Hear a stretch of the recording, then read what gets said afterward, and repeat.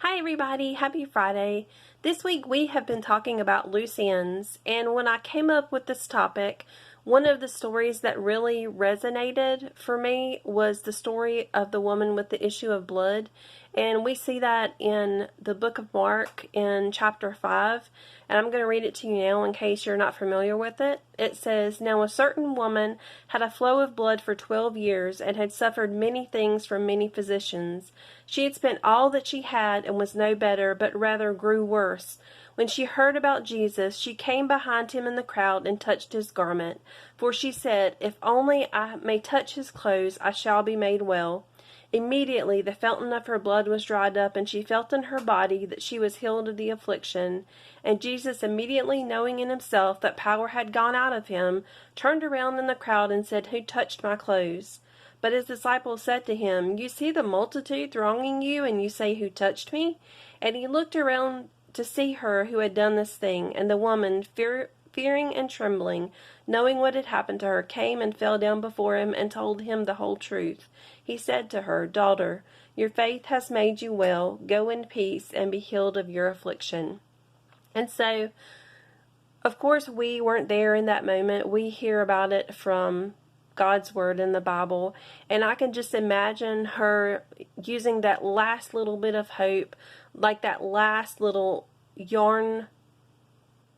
thin piece of yarn of hope that she had, for that to be the one thing that would cure her of her affliction, that she would be able to touch Jesus and be in his presence, and that she would be healed because she had heard of him doing all of the miracles around the area and had come out to see him as he passed through in her village.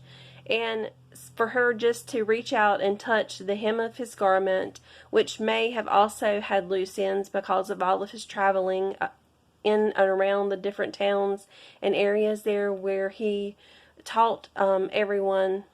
And just to imagine that picture of her reaching out to that loose hem with frayed edges from all of his travelings and all of his teachings.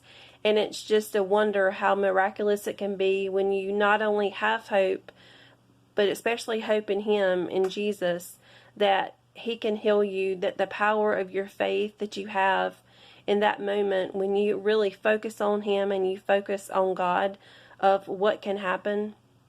And I especially think that's true not only in our personal lives, but also for us to hold on to for others, and for us to pray that that will happen for others, especially in what's going on this week around the world, that we need to pray and we need to have hope, and we need to really just petition for miracles and mercifulness to happen, and just really get in touch with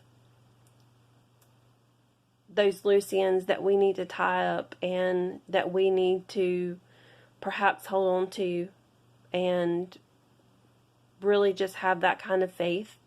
It really can do wonders, and it can make miracles happen. So I hope this has not only helped you, but to encourage you in your daily walk, and I will talk to you soon.